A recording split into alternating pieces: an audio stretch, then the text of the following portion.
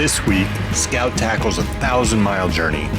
We get all kinds of different wind, including the first sustained gale force winds we've seen, and face a difficult decision as we're caught with way too much sail up. How do we handle it? You be the judge. And while you're at it, hit that subscribe button. Ooh, scary.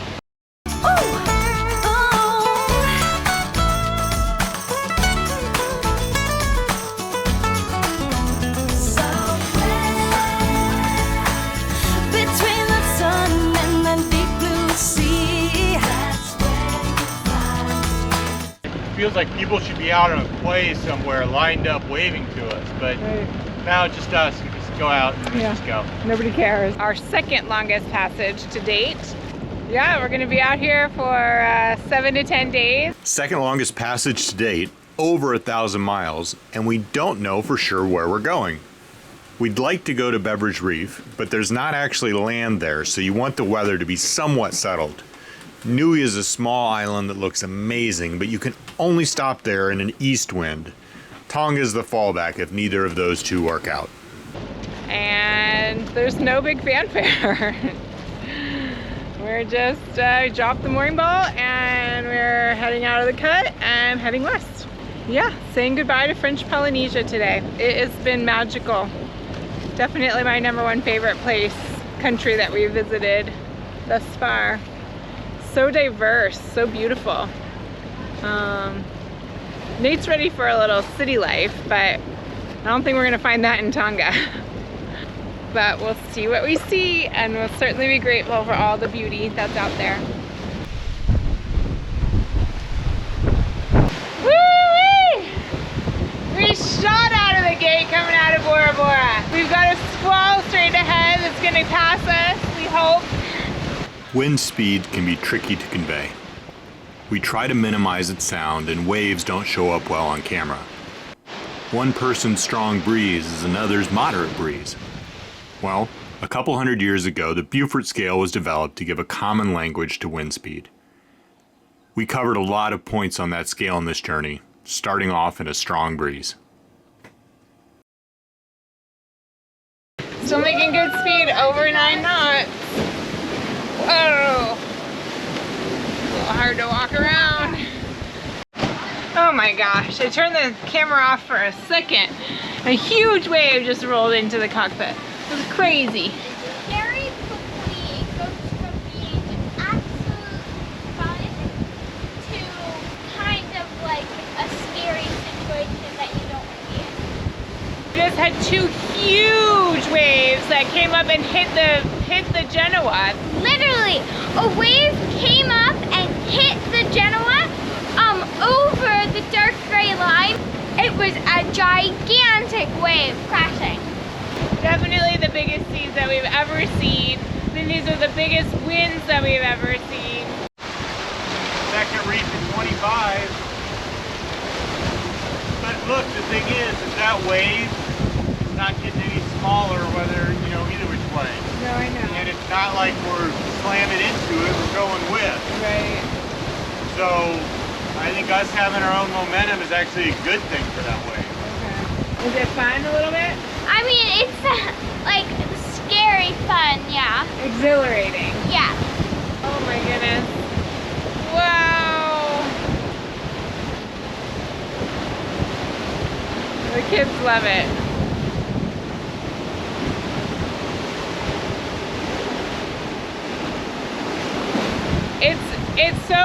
It's crazy. The winds are really, really strong. The waves are big, but Scout, she feels like a sturdy old girl. Doesn't feel unsafe. Knock on wood.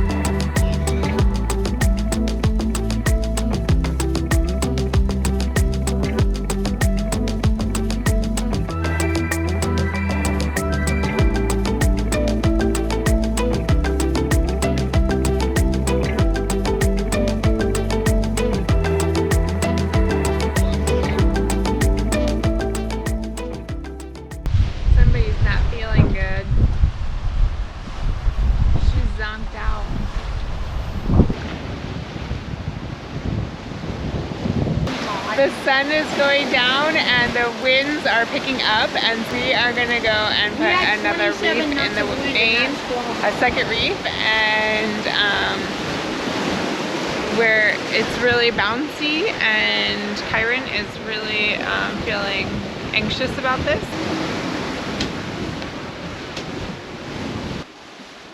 The conditions really weren't too bad. The second reef was a nighttime precaution as much as anything. We were also able to do it without turning the boat into the wind, which makes it much more comfortable.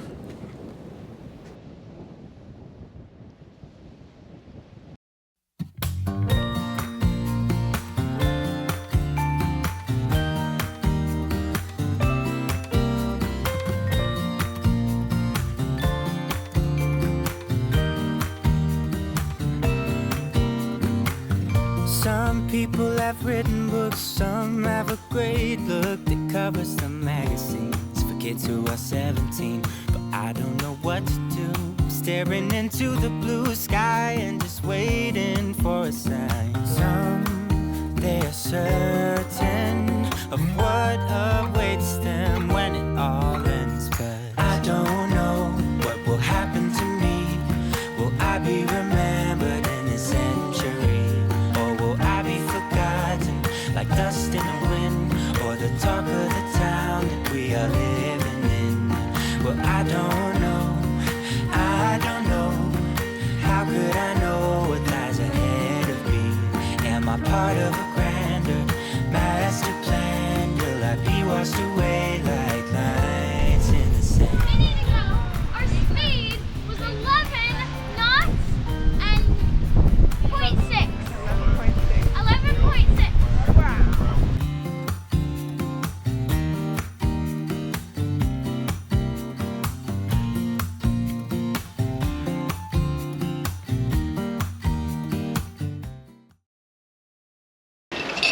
Got a little iced coffee, got my computer.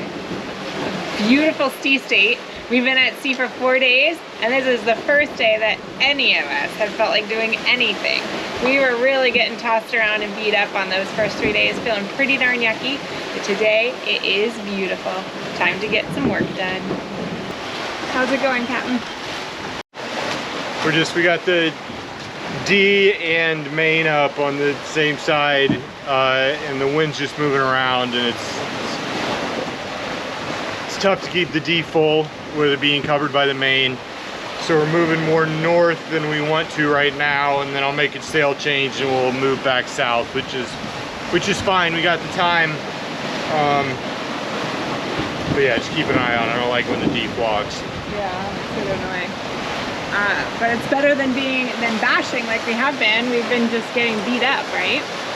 Well, we haven't been bashing into, but No, we've been, yeah, no, the first 3.5, 4 days of this passage, over 20 knots the whole time, and a lot of times 25 to 30, and we were getting just slammed underneath the boat by waves coming up behind us. Yeah. You know, okay, like we were making great time, and yeah, our fastest speeds that we've couple done. long days, but it's not relaxing, harder to sleep, but feel much better today. I've gotten a lot more sleep, so we'll be there in a day and a half. Yeah. But here it is, a beautiful day, and we're all feeling much perkier and much better. Everything's dry and the sun is shining and got big smiles on our faces. Love being out here on the water.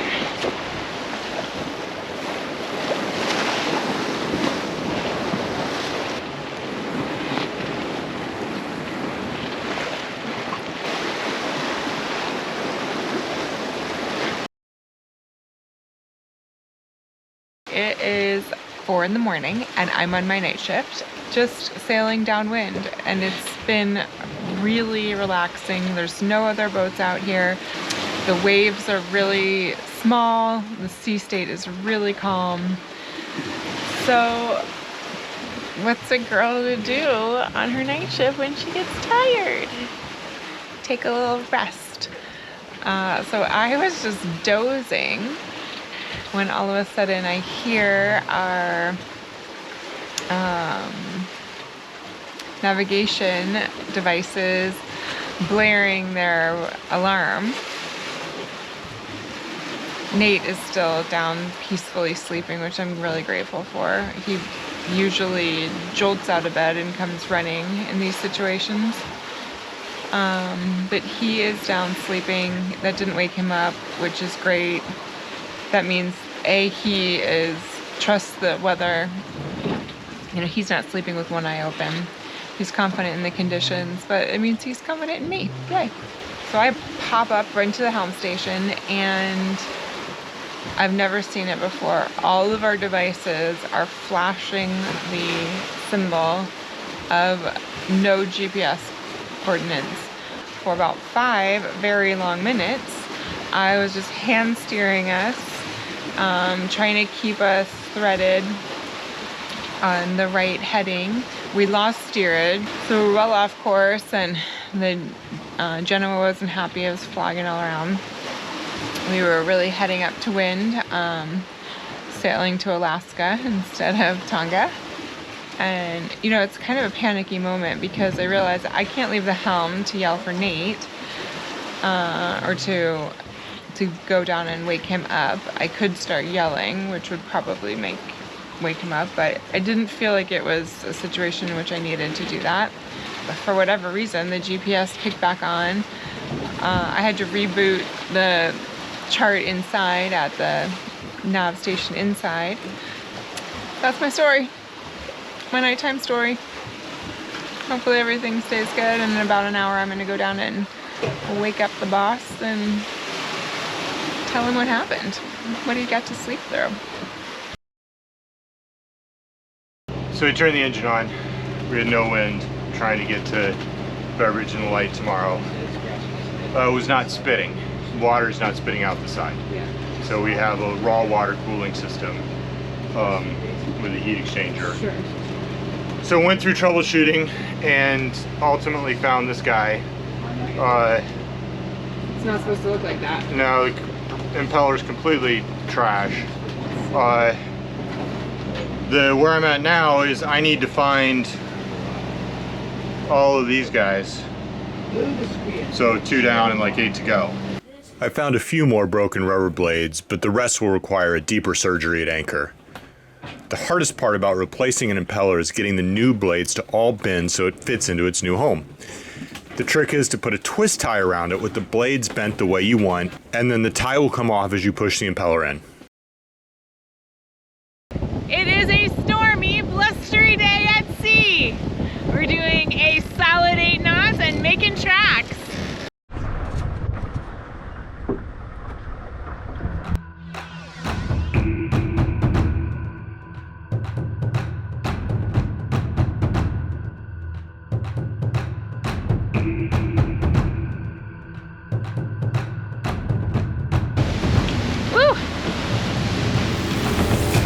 Getting knocked around here. We got a bit of situation. We just got hit by a surprise pop-up squall. True wind speeds gusting up to 40, and we got a full main up. So right now we've got both of our engines going full speed ahead to lower our apparent wind speed. The faster that we can go with the wind, the more pressure it takes off of our rigging. Oh my goodness. So scary. Way too much sail up. Even pointing dead down and the engine's full on. Here's your decision. Drop sail or ride it out. Before knee-jerking to dropping sail, appreciate that means putting Megan up on deck in the teeth of the wind, which feels like 25 to 30 coming from behind us and will feel like 40 to 45 when I spin the boat around. 45 knots of apparent wind is about 52 miles per hour. That type of wind is fun to stick your hand into outside of a window of a moving car, but not fun to be in standing on the deck of a wet boat. Reducing sail in a gale is dangerous. So how long is this going to last? If it's an isolated squall, probably not too long. If it's the edge of the front, it could be an extended amount of time. Weather models are all over the place. One has a front hitting us, but the other 5 either don't show the front at all or have it in another location. So what do? I waited. The wind kept coming and the seas built. Whoa! What? Oh my gosh.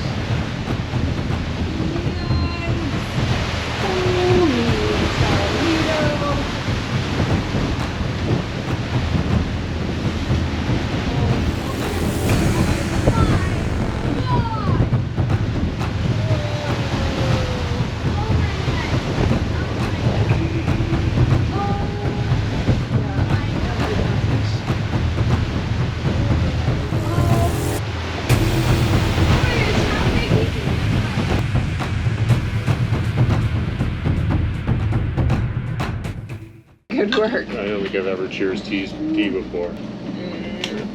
Oh my goodness, honey. So You just eventually gotta bite I the just bullet had and to do do it, yeah. And so we went up in 35 knots. And when Nate Megan, turned into the wind, it was like, I was so thankful that I had a harness on. she tethered It in and blasted. yeah, I mean, but we did it and it was all done in 5 minutes. Yeah. And now we're inside having a cup of tea. Yeah.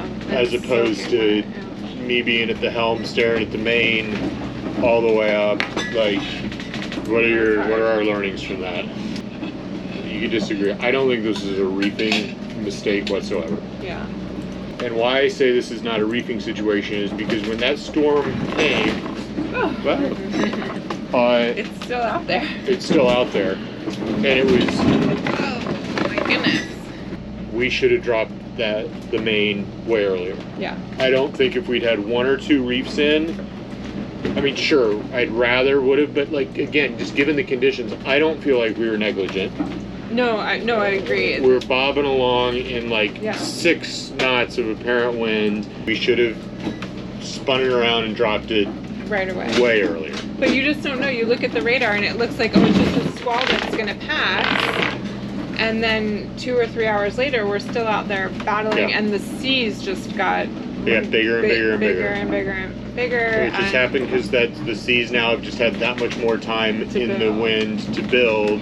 Like I was nervous. That's the most for moments in there. That's the most worried that I've been about sailing conditions. Scout just holds her ground. Nate did great. He was at the helm the whole time, soaking wet, keeping us headed straight downwind, got the engines on, was just handling the situation like a pro.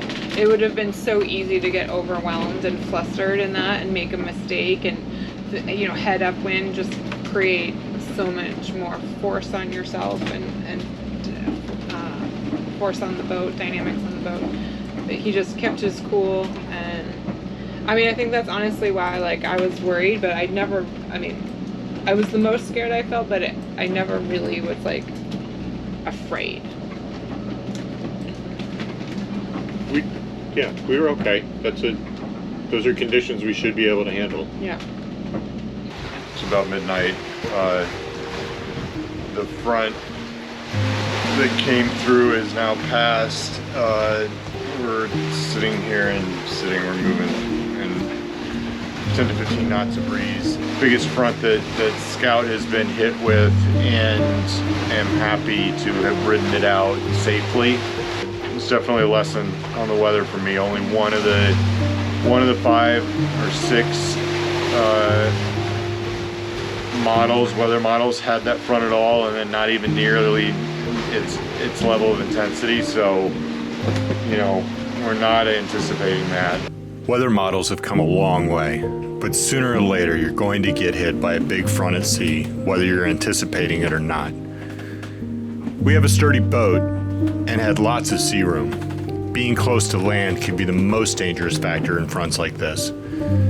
My learning is, even if you're not sure it's going to last, I'm going to drop sail and get inside for a cup of tea much, much sooner next time. Join us next week as we hope to finally get the anchor down somewhere, be it Beveridge, Niue, or Tonga.